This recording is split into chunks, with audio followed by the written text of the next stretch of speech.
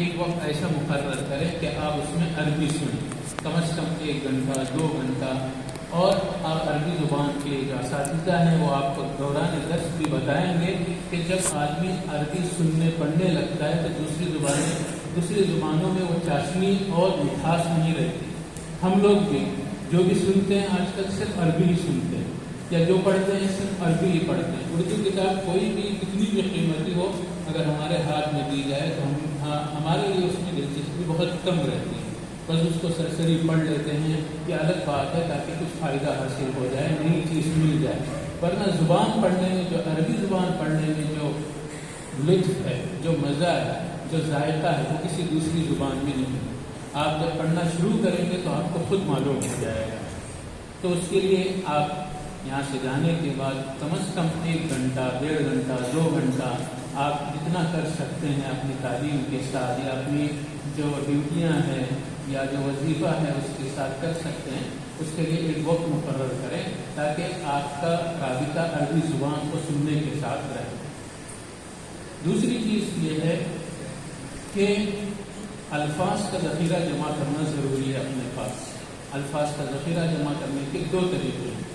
ایک طریقہ یہ ہے کہ آپ الفاظ کو یاد کریں، اور الفاظ معنی جس کو ہم لوگ کہتے ہیں، جو یہاں پر آپ کو ایک بڑی تعداد میں دیے جائیں گے، ان الفاظ کو آپ اپنے ذہن میں محفوظ کر لیں۔ اور ایک طریقہ یہ بتایا جاتا ہے کہ آپ کوئی ایک ڈکشنری مطالعہ کریں، جس طرح آپ دوسری کتابوں کا مطالعہ کرتے ہیں، اسی طرح کسی چھوٹی ڈکشنری کا سب سے پہلے، اور اس کے بعد متوسط کا، اس کے بعد ایک بڑی ڈکشنری کا۔ چھوٹی ڈکشنری 200-300 صفحات کی ہوتی ہے، آپ اگر اس کو غور سے مطالعہ کریں گے تو 5 دن 1 ہفتہ زیادہ سے زیادہ لگے گا۔ اس میں آپ کو یاد کرنا نہیں ہے، صرف مطالعہ کرنا ہے۔ اس میں خاص کر کے ایسی ڈکشنری ہو جس میں استعمالات بھی بتائے گئے ہیں، تو یہ کام دوسرے نمبر پر آپ کو کرنا ہے کہ کسی نہ کسی ڈکشنری کا مطالعہ ضرور کریں۔ یہ میں بہت پہلے سے اپنے شاگردوں سے بات کہتا ہوں، میں نے کہیں پڑھا نہیں تھا، میں سمجھ رہا تھا اپنے ذہن کی کچھ نکلی ہوئی بات ہے، لیکن اس کے بعد ایک مرتبہ معلوم ہوا یا کہیں مطالعے میں بات سامنے آئی کہ بڑے بڑے ادبا، خاص کر کے شکیب ارسلان صاحب کا نام اور ایک کسی بڑے ادیب کا نام تھا، وہ بڑی بڑی ڈکشنریوں کا مطالعہ انہوں نے کیا، اور ایک مرتبہ نہیں، 2 مرتبہ 3 مرتبہ کیا۔ اس سے کیا ہوتا ہے، خاص کر کے بڑی جو ڈکشنریاں رہتی ہے 21 22 23 جلدوں کی، اگر وہ مطالعہ کرے، اگر آپ کے اندر ہمت ہے تو بہت بہتر اور اچھی بات ہے۔ اس میں آپ کو بہت سے نئے الفاظ بھی ملیں گے، استعمالات بھی ملیں گے، اور دلیل بھی ملے گی کہ یہ لفظ کیسے استعمال کیا جاتا ہے، کہاں کس موقع پر استعمال کیا جاتا ہے۔ تو یہ دوسری بات ہے۔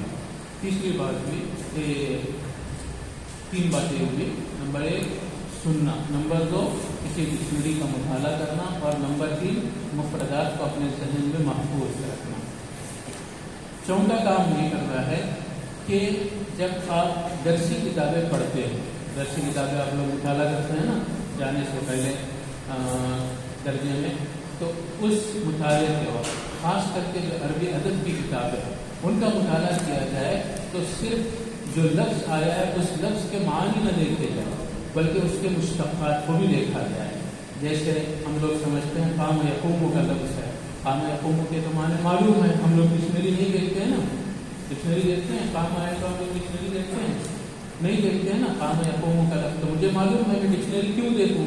یہ صحیح نہیں ہے۔ جب آپ درسی کتاب میں، 2 فرق ہے درسی اور غیر درسی، جب آپ درسی کتاب کا مطالعہ کر رہے ہوں تو اس وقت اس لفظ کو ضرور کھولیں۔ جیسے قام کا لفظ آیا، ضرب کا لفظ آیا، ہم جانتے ہیں کہ ہمیں تو اس کے، ہم سمجھتے ہیں کہ اس کے معنی تو ہمیں معلوم ہے، لیکن جب آپ قام کے لفظ کو کھولیں گے ڈکشنری میں، قاف واو میم کو کھولیں گے تو دیکھیں گے کہ 3 صفحات اس کے مشتقات، 3 صفحات میں آپ کو اس کے مشتقات ملیں گے۔ اگر آپ کے اندر ہمت ہے تو تینوں صفحات پڑھ لیں، کم از کم 5 یا 7 الفاظ کو ضرور پڑھیں، قام کے ساتھ، قام بھی، قام الا، قام اعلی، قیم، اور اسی طرح قوم، تقوم، استقوم، قائم بھی، اس طرح کے آپ کو بہت سے الفاظ ملیں گے جو آپ لوگ نہیں جانتے، تو مشتقات کو ضرور دیں۔ اس سے عربی کا بڑا فائدہ ہوتا ہے۔ ہم خود محسوس کرتے ہیں کہ جب ہم ڈکشنری کھولتے ہیں اور ایک لفظ کے بجائے 3-4 لفظ، 5 لفظ، 7 لفظ.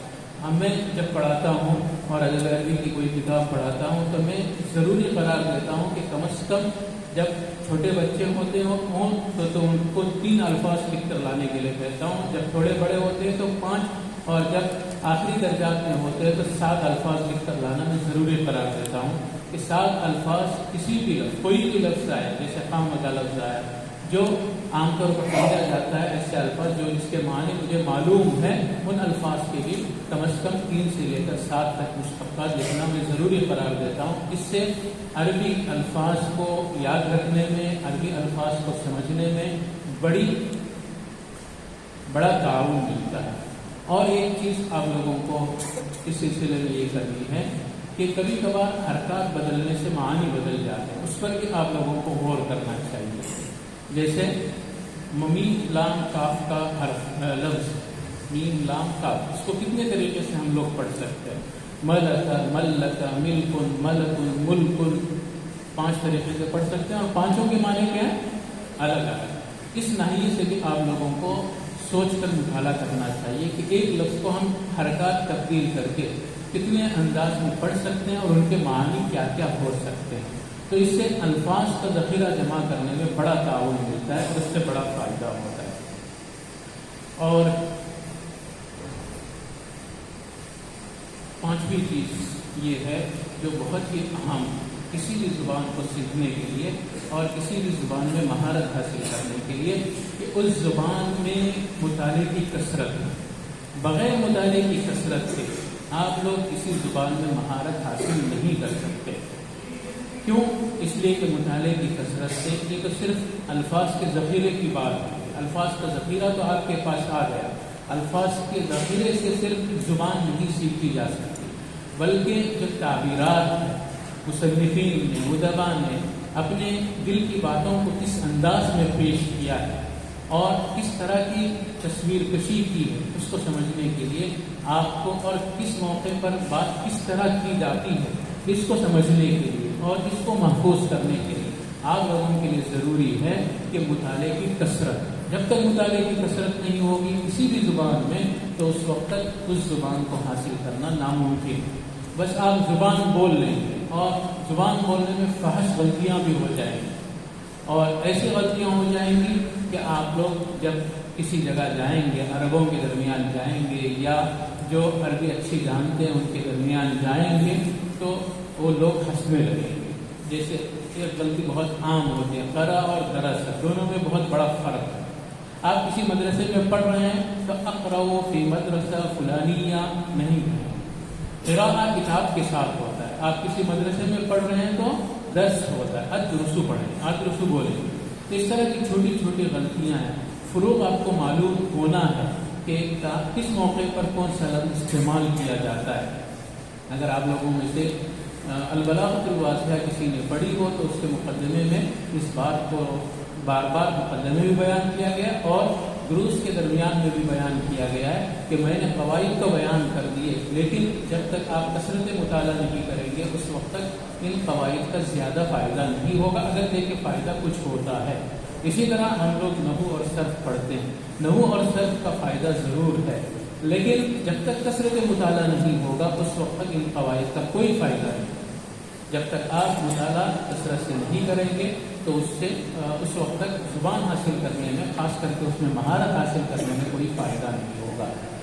ایک غیر درسی عربی زبان کی کتابوں کا مطالعہ کرنے میں آپ کو ایک مشورہ دینا چاہوں گا. ہو سکتا ہے ہمارے دوسرے اساتذہ اس سے اتفاق نہ رکھتے ہوں اور ان کے اپنے دلائل ہو سکتے ہیں، لیکن میرا اپنا تجربہ یہ ہے اور میں اور واضح کر کے اس بات کو بتاؤں گا.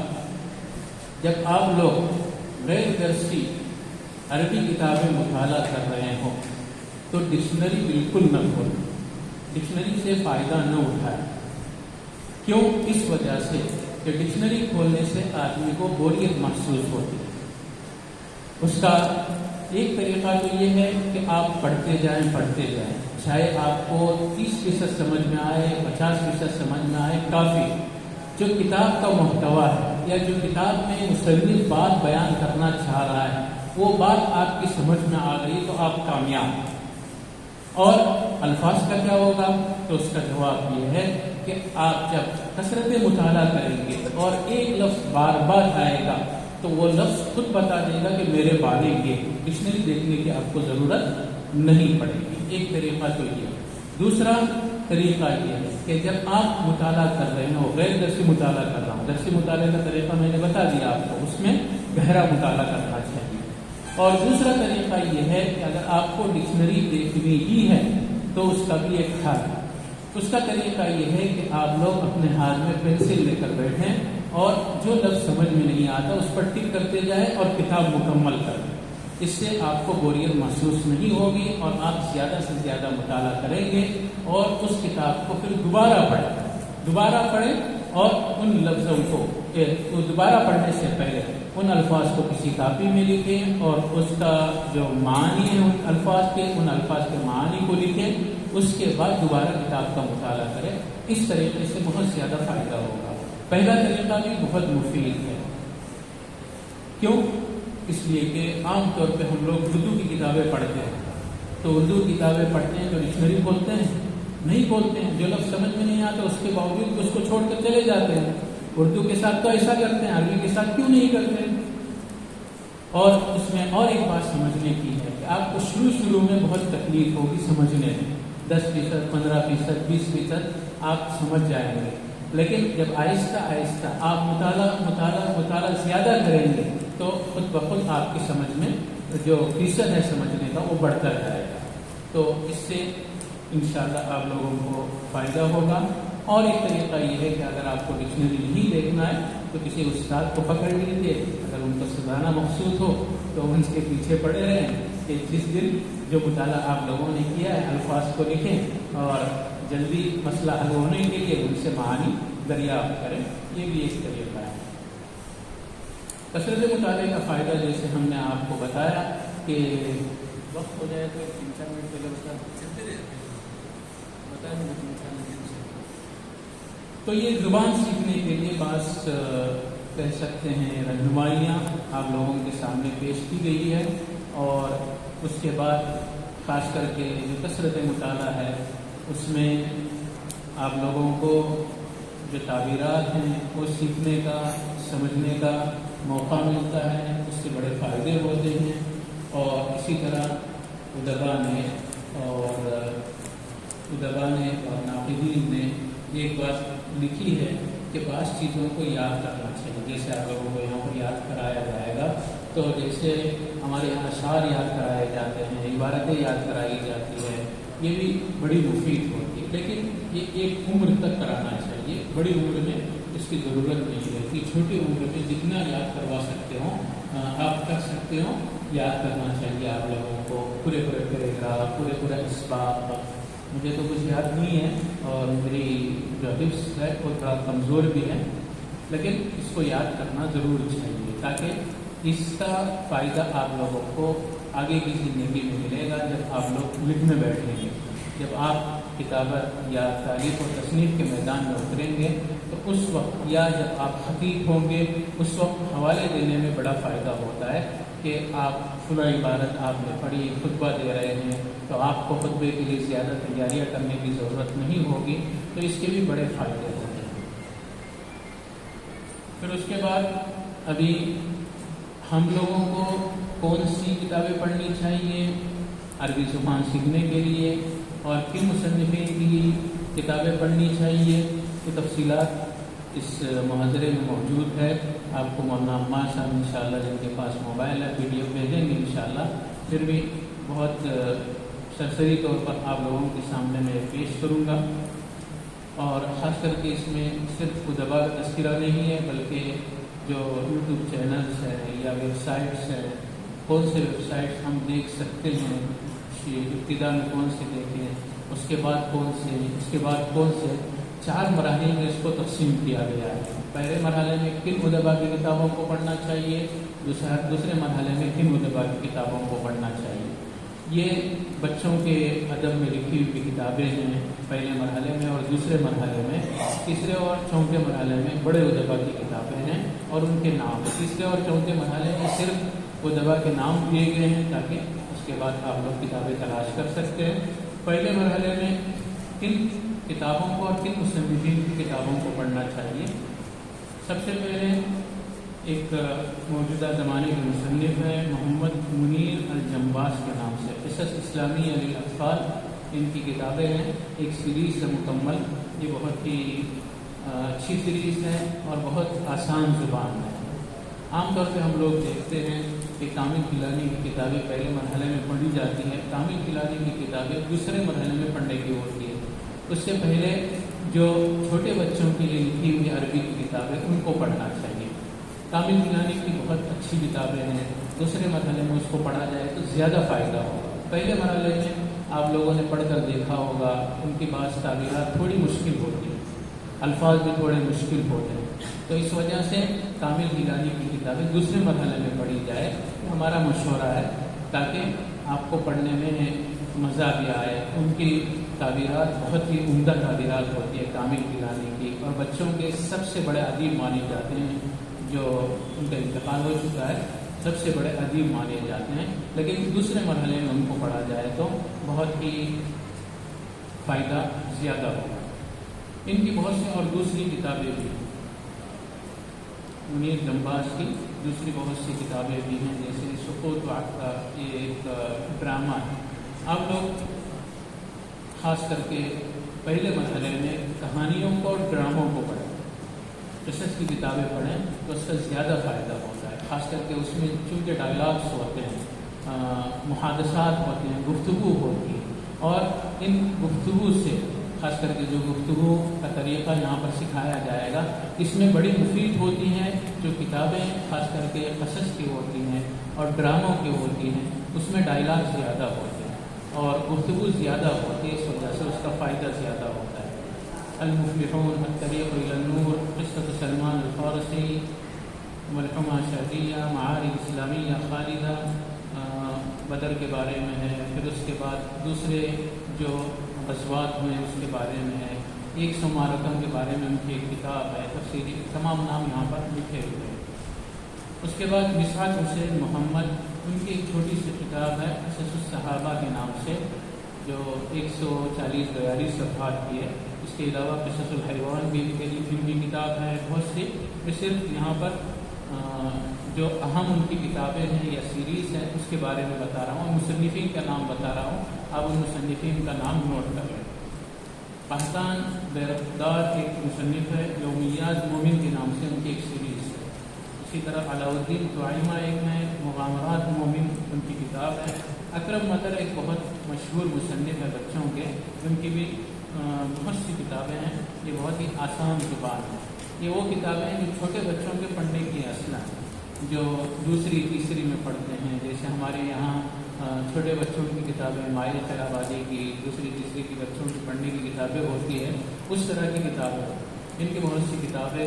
اسی طرح ایک بہت بڑے مصنف ہیں علی عبدالمنعم عبدالحمید، ان کی آپ کو PDF بھی مل جاتی ہے، ان کی سینکڑوں کتابیں ہیں، بہت ہی بڑے مصنف ہیں۔ اسی طرح عبدالحمید جودہ السحار، ان کی کتابیں بھی سینکڑوں کی تعداد میں ہیں، بہت لمبی فہرست ہے ان کی۔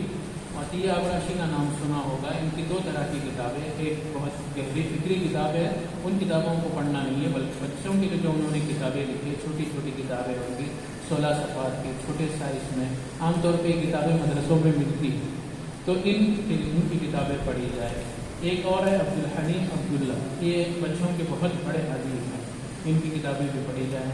پھر اس کے بعد یہ پہلے مرحلے میں ان لوگوں کی کتابیں پڑھی جائے، پھر اس کے بعد یہ ویب سائٹ بہت سے ہیں، آپ ان سے استفادہ کر سکتے ہیں، ان میں چھوٹی چھوٹی کہانیاں بھی ملیں گی اور اسی طرح بہت سی ایکٹیویٹیز ملیں گی، نشاطات ملیں گے۔ ان میں سے چند ویب سائٹ یہ تعلم کے نام سے ہے، ایک نفہم کے نام سے ہے، ایک اسافیر کے نام سے ہے، ایک الف با تا کے نام سے ہے، آپ کو یہ مل جائیں گے انشاءاللہ۔ مولانا عمار صاحب دے دیجیے، دے دیجیے، پھر آپ لکھتے بیٹھیں گے تو بہت ٹائم ہو جائے گا۔ kids.jo کے نام سے آدم و مشمش ہے، لمسا ورلڈ ہے، پھر اس کے بعد نہلا و ناہل، تعلم اللغۃ العربیہ ہے، بالعربی ہے۔ بالعربی یہ بہت اچھا ویب سائٹ ہے، اس سے ہم بہت استفادہ کرتے ہیں، مولانا نے مجلۃ الروضہ کے بارے میں بتایا. مولانا نے مجلہ فصلیہ بتایا، اس کو مجلہ فصلیہ نہیں ہے، یہ 10 دن میں ایک مرتبہ نکلتا ہے، 8 صفحات اس کے ہوتے ہیں. تو اس میں اس ویب سائٹ سے بہت فائدہ اٹھایا جاتا ہے بالعربی. یہ بہت اچھا ویب سائٹ ہے اور جیم ٹی وی کے نام سے یہ ہے. اور یوٹیوب چینل میں بہت ہی ہم نے اس پر یہ سب چیزیں دیکھی ہیں اور اس میں مخرب اخلاق چیزیں نہیں ہیں. آپ کو بچوں کے بہت سے کارٹون کے ویب سائٹ ملیں گے اور بہت سی ویب سائٹ آپ کو ملیں گی، لیکن اس میں مخرب اخلاق چیزیں ہوتی ہیں. یہ صاف ستھرے ہیں، بعض چیزیں ہو سکتی ہیں، لیکن بڑی حد تک ہم نے اس کو دیکھا ہے. اس میں بہت اچھی اچھی چیزیں ہیں اور اخلاقی چیزیں ہیں، اس سے استفادہ کر سکتے ہیں. یوٹیوب چینل میں احکام القرآن کے نام سے ایک چینل ہے. اس میں صرف قرآن سے متعلق ہی نہیں ہے بلکہ اس کا نام احکام القرآن ہے، لیکن اس میں کارٹون کی کہانیاں اچھے انداز میں پیش کی گئی. اسی طرح نظمیں بھی بہت ہیں. اگر آپ کو پھر اور ایک فوازیر جوہا کے نام سے ایک سیریز ہے، 42 اس کی ویڈیوز ہیں یا 45 ویڈیوز ہے، 3-4 منٹ ہے. لیکن اس میں انہوں نے بہت اچھا یہ کیا ہے کہ الگ الگ موضوع کو لیا ہے. اس سے الفاظ کو ذخیرہ کرنے میں اور تعبیرات کو سمجھنے میں، خاص کر کے بول چال کی جو تعبیرات ہے، اس سے بڑا فائدہ ہوتا ہے. یہ تو کامیڈی ہے لیکن اس کا بڑا فائدہ ہوتا ہے. 3-4 منٹ کے ایک ویڈیو، 45 ویڈیوز ہے. اس میں میوزک کے ساتھ بھی ہے، میوزک کے بغیر بھی ہے. بدون موسیقی، بل موسیقی دونوں آپ کو ملے گا. جب آپ سرچ کر رہے ہوں تو بدون موسیقی لکھ لیجیے، آپ کو بغیر میوزک کے مل جائے گا. اور ایک بہت ہی اچھا یوٹیوب چینل ہے تعلم مع زکریا. یہ آپ کو الف با سے شروع کرتا ہے سیکھنا. یہ آپ بھی فائدہ اٹھا سکتے ہیں، آپ کے گھر کے بچوں کو بھی یہ دیکھ سکتے ہیں. تعلم مع زکریا بہت ہی اچھا ویب سائٹ ہے اور شروع سے کسی کو عربی سکھانی ہے تو اس ویب سائٹ سے فائدہ اٹھایا جا سکتا ہے. اناشید الروضہ ایک ہے، یہ بہت ہی مشہور ان کے اناشید آپ سنتے ہوں گے عربی کے. اناشید الروضہ عام طور پہ اسی اناشید الروضہ میں آپ کو ملیں گے. اور بہت سے ہیں، حدیقۃ المراح، سراج، اطفال عربی، مقامرات خیلی، اللؤلؤ والمرجان، اطفالنا، القاری الصغیر، اکادمیۃ التحریر. یہ تھوڑے بڑے بچوں کے لیے دوسرے مرحلے میں نہیں، پہلے مرحلے میں ہی آپ اگر اس کو 2 مرحلوں میں تقسیم کریں گے تو دوسرے مرحلے کے لیے اکادمیۃ التحریر بہت اچھا ویب سائٹ ہے. اہلاً سمسم کے بہت سے ویب سائٹ آپ کو یہاں پر لکھے ہوئے ہیں، آپ دیکھ لیجیے. دوسرے مرحلے میں جیسے آپ کو بتایا کامل گیلانی کی کتابیں پڑھی جائیں اور ایک بہت ہی مشہور مصنف ہے متولی شعراوی. یہ ابھی بھی زندہ ہیں اور ان کی کتابیں بھی اور ویڈیوز بھی، ان کے خطبات بھی آئے ہیں. اور ثنا شعلہ جو مصنفہ ہیں، ان کی کتابیں اس زمانے کی مصنفہ ہیں، بہت ہی اچھی کتابیں ہوتی ہیں. دوسرے مرحلے میں اس کو پڑھا جا سکتا ہے. محمد احمد باشمی، یہ آپ لوگوں نے نام سنا ہوگا. انہوں نے تقریباً ایک سیریز لکھی ہے جس میں 2844 صفحات غزوات کی سیریز ہے ان کی. یہ بہت ہی بہترین سیریز ہے. دوسرے مرحلے میں اس کو ضرور پڑھنا چاہیے اور یہ بچوں کے لیے لکھی ہوئی ہے. رسول اللہ صلی اللہ علیہ وسلم کے غزوات پر مشتمل سیریز ہے. عادل غزوان ایک مصنف ہے، ابراہیم عبدالقادر مازنی ہے اور طارق بلخی بہت ہی مشہور مصنف ہے اس زمانے کے. ان کے کہانیاں بہت زیادہ ہیں. اور محمد سعید العریان کے نام سے ایک بڑے مصنف ہیں جو ابھی زندہ ہیں. یہ موجودہ مصنف ہے. کامل گیلانی کا آپ لوگ جانتے ہیں، ان کا پورا مجموعہ 3 جلدوں میں آپ کو ملے گا. یہ ہر طالب علم کے پاس رہنا چاہیے. لیکن اس سے پہلے آپ لوگ ذرا آسان کتابیں پڑھیں تو آپ کو اس کتاب سے استفادے میں بڑا مزہ آئے گا. علی احمد باقی ایک مصنف ہے، ان کی بھی بہت سی کتابیں ہیں. عبدالتواب یوسف ہے، ان کی تقریباً 1200 بچوں کے لیے کتابیں ہیں. آپ لوگ ان کتابوں کو پڑھ لیں. ایک دن میں 10، 12، 15 کتابیں اگر آپ پڑھنا چاہیں تو پڑھ سکتے ہیں. چھوٹی چھوٹی کتابیں ہیں. ایک مہینے میں 1000-1200 کتابیں ہو جائے گی. ایک مصنف کو ایک مہینے کے لیے خاص کر لیں تو آپ لوگ پڑھ سکتے ہیں. اور 1000 صفحہ دن میں پڑھنا آپ لوگوں کے لیے کوئی مشکل ہے نہیں، اس لیے کہ اگر آپ لوگ طے کریں تو پڑھ سکتے ہیں. آپ کے اساتذہ آپ کو بتائیں گے کہ وہ بھی عام طور پہ 400-500 صفحات کو روزانہ اپنی مشغولیات کے ساتھ پڑھ لیتے ہیں. پھر اس کے بعد مولانا علی میاں صاحب کے قصص النبیین آپ لوگ پڑھیں. اگر آپ نے پڑھا ہے تو اس کو دوبارہ پڑھیں. اس کا اور زیادہ فائدہ ہوگا. اور قراءۃ الراشدہ بھی پڑھ سکتے ہیں جیسے سنت تاریخ الاسلامی ہے، اور ایک مصنف عبدالعزیز رفاعی ہے، ان کی بہت سی کتابیں ہیں. عبدالرحمن رافت پاشا کو تو آپ لوگ جانتے ہیں، صور من حیات الصحابہ، صور من حیات التابعین، یہ بھی بڑی اچھی کتابیں ہیں. یہ دوسرے مرحلے میں آپ لوگ پڑھیں. اس میں دوسرے مرحلے میں جو جن ویب سائٹ سے یا چینلوں سے استفادہ کرنا ہے، یہ بعض چینل میں آپ کے سامنے پیش کر رہا ہوں. خاص کر کے ایک چینل ہے، بہت ہی اہم چینل ہے، العظماء المیہ کے نام سے ہے، جہاد قربانی. یہ چینل ہم کو بہت پسند ہے، ہم نے تقریباً ان کی مکمل سیریز دیکھی. اس چینل کا کی خصوصیت ہے، بہت جوان ہے، ابھی 33 سال عمر ہے ان کی، لیکن ان کی عربی بھی بہت پیاری ہے، میٹھی ہے. ان کی سیریز کی کتاب بھی آئی ہے، العظماء المیہ کے نام سے. آپ کو ویب سائٹ پہ اس کی پی ڈی ایف مل جائے گی. لیکن یہ سیریز ضرور دیکھیں آپ لوگ. 6 منٹ سے لے کر 12، 15، 30 منٹ تک کی ایک ویڈیو رہتی ہے. 100 کچھ ان کی ویڈیوز ہیں، اور ابھی اور زیادہ ہوئی ہوں گی. ان کا طریقہ یہ ہے کہ جو غیر مسلم اپنے ہیروز جن کو سمجھتے ہیں، ان کا مختصر تعارف پیش کرتے ہیں، اور اسلامی تاریخ سے اس کا مقابل ہیرو تلاش کر کے لاتے ہیں، اور دونوں کے درمیان موازنہ کرتے ہیں، اور بتاتے ہیں کہ کون دونوں میں زیادہ بڑا ہیرو ہے. تو یہ جو موازنہ ہے، اس سے تاریخ پر ہماری جو ہیروز اور ابطال گزرے ہیں، ان کی وجہ سے فخر بھی محسوس ہوتا ہے کہ جو غیر مسلم یا خاص کر کے جو یہودی اور عیسائی اپنا ہیرو سمجھتے ہیں، ان کی تو ہمارے ہیروز اور ابطال کے سامنے کوئی اہمیت ہی نہیں. ان کا کام اتنا چھوٹا ہے، اور ہمارے جو ابطال ہے ان کا کام بہت بڑا ہے. تو یہ موازنہ جو انہوں نے کیا ہے، اور ان کی عربی زبان بھی بڑی پیاری ہے، فلسطین کے ہیں، بہت پیاری عربی زبان ہے، اور ان کے بولنے کا انداز بھی بہت پیارا ہے. ان سے آپ بولنے کا انداز بھی سیکھ سکتے ہیں. خاص کر کے ان کے چینل سے استفادہ کریں، انشاءاللہ بہت فائدہ ہوگا.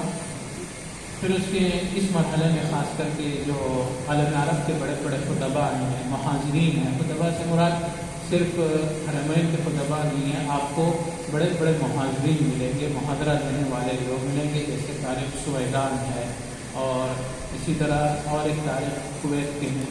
ان کے جو محاضرات آپ لوگ سنیں گے تو بڑے پیارے انداز میں وہ محاضرات ہوتے ہیں. خطبات میں جوش ہوتا ہے، محاضرات میں جیسے ہم بغیر جوش کے دے رہے ہیں نا، اس طرح بات سمجھانے کے انداز میں اس طرح محاضرات ہوتے ہیں. خطبہ اور محاضرے میں یہ فرق ہوتا ہے. تو خطبات بھی سننے چاہیے، خاص کر کے حرمین کے ہیں یا دوسری جگہوں سے جو خطبات آتے ہیں. یمن کے بہت خطبہ ہیں، اسی طرح دوسری جگہوں کے خطبہ آپ کو ملیں گے، مصر کے ہیں، تو ان کو سننا چاہیے. اسی طرح محاضرات کو بھی سننا چاہیے. محاضرات میں خاص کر کے طارق سویدان بہت بڑے محاضر ہے، اور علی ایک عبداللہ المتوع، جاسم المتوع ایک محاضر ہے، ان کا بھی محاضرہ بڑی پیارے انداز میں ہوتا ہے. لیکن اس میں آپ کو محاضرات میں تھوڑا سا برداشت کرنا پڑے گا. وہ اپنی لوکل عربی بھی بیچ میں گھسا دیں، لیکن آپ سنیں گے 8-10 مرتبہ تو لوکل عربی بھی آپ سیکھ جائیں گے. تو اس میں تھوڑا سا صبر کی ضرورت ہوتی ہے. تیسرے مرحلے میں عام طور پہ جو ان کے ادبا کا آپ نے نام سنے، ان ادبا کو علی رنکاوی ہے، منفلوطی ہے، احمد امین ہے، نجیب گیلانی ایک بہت بڑے ناول نگار ہیں، بڑے اچھے ان کے ناول ہیں. ان کے ہم نے 5 ناول ترجمے بھی کیے ہیں، شائع بھی ہوئے ہیں، بڑی اچھی زبان ہے ان کی. طه حسین کی مخصوص کتابیں اپنے اساتذہ کے مشورے سے پڑھنی چاہیے، اس لیے کہ طه حسین کے سلسلے میں آپ لوگوں کو معلوم ہی ہے ملکیت قسم کے آدمی ہیں، اور بعض چیزوں پر انہوں نے اعتراضات بھی کیے ہیں، اور بعض کتابیں ان کی بہت اچھی ہیں. خاص کر کے علی حامش السیرہ بہت اچھی کتاب ہے، جب آپ کا علم تھوڑا سا پختہ ہو جائے اس کے بعد پڑھنا چاہیے. اور اسی طرح بہت سی کتابیں ان کی ہیں، رافعی، اخبار، عبدالرحمن شکری، جبران خلیم کے سلسلے میں بھی کہا جاتا ہے کہ ان کی کتابیں مشورے سے پڑھنی چاہیے. مازنی، ترکی جیدان، ابن خطیب داریہ، خالقیہ، بہت سے نام یہاں پر لکھے ہوئے ہیں. ان کی کتابیں آپ لوگ پڑھ سکتے ہیں. جو پیچھے بہت سے نام گزر چکے ہیں، ان کی بھی 2 طرح کی کتابیں ہوتی ہیں، ایک بچوں کے لیے بھی لکھی ہوئی ہے اور ایک فکری کتابیں رہتی ہے. جیسے عبدالرحمن رافت پاشا کی بھی بہت فکری کتابیں ہیں، وہ تیسرے مرحلے میں پڑھنی چاہیے. نجیب گیلانی کی بھی بہت سی ہے، آپ کی کامل گیلانی کی بھی بہت سی فکری किताब है, खास करके इस्लामी अदब के बारे में, तो उन किताबों को बाद तीसरे मरहले में हम लोग पढ़ सकते हैं। ये चंद बातें थी। फिर उसके बाद एक मौलाना वाज़े रशीद साहब की किताब है आलामुल अदबिल अरबी फिल असर अल हदीस। इस किताब को आप पढ़ेंगे तो मौजूदा ज़माने के जो मुसन्निफ़ीन और उदबा है उनका उन्होंने तारुफ कराया है, उससे आपको नए उदबा के बारे में बहुत सी मालूमात मिलेंगी। इसके बाद कदीम किताबों को पढ़ना चाहिए, खास करके जो अबुल फरज अल असबहानी की किताब है अल-अवानी, उसको या तो आप मुकम्मल पढ़ें या उसका खुलासा भी शाया हुआ है उसको भी पढ़ सकते हैं। और बहुत से ऐसे मुसन्निफ़ीन हैं जो कदीम मुसन्निफ़ीन कहलाते हैं, चौथे मरहले में उनकी किताब पढ़ें। अगर इस हद तक आप पहुँच गए तो हिंदुस्तान में आपके बराबर कोई अदीब नहीं होगा इंशाअल्लाह। फिर उसके बाद मसाइल अदब अरबी कहा जाता है, खास करके उसमें 4 किताबें कही जाती है। अल-बयान वत-तबयीन जाहिज़ की है, इसको चौथे मरहले में पढ़ा जाए। अदबुल कातिब है, अल-कामिल बिल मुबर्रिद है, अल-अमाली बिल खालिद है, और 5वीं और 6वीं किताब भी उसमें शामिल की जाती है। अब्दुल फरीद उसमें अपने रब्बी की है और वफ़या और और चौथे मरहले में अगर 2 मरहलों में उसको तकसीम किया जाए तो चौथे मरहले का दूसरा मरहला ये है कि आप मीडिया की जो अरबी वो भी फसी अरबी होती है, लेकिन उनका उसलूब थोड़ा सा अलग रहता है, अंदाज लिखने का थोड़ा अलग रहता है, वरना अरबी बड़ी फसी रहती है जो मीडिया की अरबी रहती है। उनकी बात इस्तिलाहात रहती है, उन इस्तिलाहात को समझने की ज़रूरत होती है। तो आप मीडिया की अरबी भी सीखने की कोशिश करें, उसका बड़ा फ़ायदा होता है। ख़ास करके आप लोग इसके लिए अल जज़ीरा चैनल देख सकते हैं, अल अरबी चैनल देख सकते हैं। ये 2 चैनल बहुत अच्छे भी हैं, हमारे फिक्र के मुताबिक भी हैं और इनकी अरबी भी बहुत अच्छी है। आजकल जो चैनल्स हैं, ख़ास करके मीडिया के जो चैनल्स हैं, उसकी अहमियत इस ज़माने में बहुत ज़्यादा बढ़ गई। क्यों? इसलिए कि आप लोगों ने सुना होगा कि अरबी अल्फाज को तैयार करने के लिए बहुत सी एकेडमियाँ हुआ करती थी। अब भी दिमश्क की एकेडमी है, मिस्र की एकेडमी है, पुना जगहों की एकेडमियाँ हुआ करती थी। उसकी बड़ी अहमियत थी। कोई नई चीज़ ईजाद हुई तो उस ईजाद को नाम देने के लिए उसके लिए बड़ी बड़ी कॉन्फ्रेंसें होती थी। लेकिन इस ज़माने में वो कॉन्फ्रेंसें वगैरह नहीं होती है, बल्कि मीडिया के जो प्लेटफॉर्म्स हैं, खास करके अल जज़ीरा और इस तरह के जो चैनल्स हैं, वो जो लोग लफ्ज़ को रिवाज देते हैं वही राइज हो जाता है। अब एकेडमियों की जगह इन चैनलों ने दी, इस वजह से हम लोगों को इन चैनलों से फ़ायदा उठाना चाहिए। रोज़ाना 5 मिनट 10 मिनट आप लोगों को अखबार अरबी में सुनने चाहिए या देखने चाहिए। मौलाना हमारे नसीरुद्दीन साहब इस मैदान के बड़े माहिर हैं, उनके बहुत सी वीडियोस हैं, आप लोग उनकी वीडियोस भी देख सकते हैं।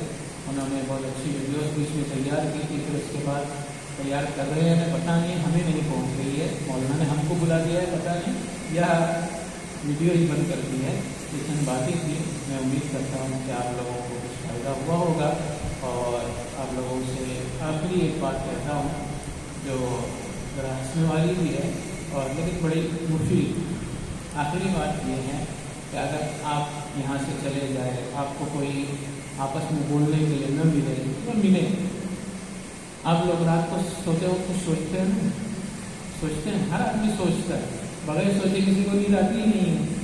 यानी जो गुजरा है उसके बारे में सोचते हैं, या जो मुस्तकबिल में होने वाला है हम करने वाले हैं उसके बारे में सोचते हैं। तो आप लोग कोशिश कीजिए, मैंने इस पर प्रैक्टिस की, तमरीन की है, प्रैक्टिस की, इसका बड़ा फ़ायदा हुआ है। कोई भी ज़ुबान अगर आपको ज़्यादा से ज़्यादा उसमें ख़ास करके बोलचाल वाली ज़ुबान में महारत हासिल करनी है तो आपको अरबी में सोचने की कोशिश करनी चाहिए। 1 महीना आप लोग ये कोशिश करके देखें कि अरबी में सोचें, अरबी में सोचें सोते हो। जैसे आप सोचते हैं ना अपनी मादरी ज़ुबान में, सोचते हैं ना मादरी ज़ुबान में सोचते हैं ना, तो प्रैक्टिस कीजिए अरबी में सोचने की, इसका बड़ा फ़ायदा होता है। और हमने खुद इसको महसूस किया है। ये कहीं पर लिखा हुआ नहीं, हमारे जहन की उपज कह सकते हैं या बेवकूफ़ी कह सकते हैं, लेकिन इससे बड़ा फ़ायदा होगा आप लोगों को कि आप लोग क्या करें, عربی میں سوچیں. اور ہم ابھی بھی عربی میں ہی سوچتے ہیں. ایسی عادت ہو گئی ہے کہ اردو اور ہماری زبان میں سوچنا چھوڑ دیا، عربی میں ہی سوچتے رہتے ہیں. یعنی مثال کے طور پر میں فلاں جگہ گیا، میں نے فلاں جگہ سے فلاں آدمی سے ملاقات کی، ملاقات میں نے یہ باتیں کی، ایسی باتیں کی، اس نے عربی میں یہ جواب دیا، میں نے عربی میں اس سے یہ پوچھا. اس طرح سوچنے کی کوشش کریں. اور ایک آخری بات کہی تھی، وہ خاص کو بھی بڑی اہم بات ہے کہ آپ لوگ ضرور روزانہ ڈائری لکھیں عربی کی. اور یہاں پہ دورے میں بھی یہ چیز شامل ہے، اور اس پر آپ جتنا زیادہ لکھ سکتے ہیں اتنا زیادہ لکھنے کی کوشش کریں. جب آپ لوگ رات کے وقت سونے کے لیے جاتے ہیں تو ڈائری عربی میں لکھنے کی کوشش کریں.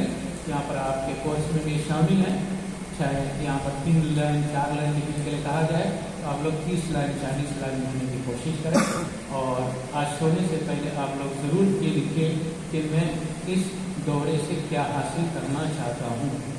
میں 1 مہینہ رہوں گا تو عربی زبان میں کتنے حاصل کروں گا، اور اس 1 مہینے کے درمیان میں کتنے ہزار صفحات کا عربی میں مطالعہ کروں گا. یہ تمام جو آپ کے حوصلے ہیں، بلند حوصلے ہیں، ان کو ضرور لکھیں اور عربی میں ہی لکھیں. باقی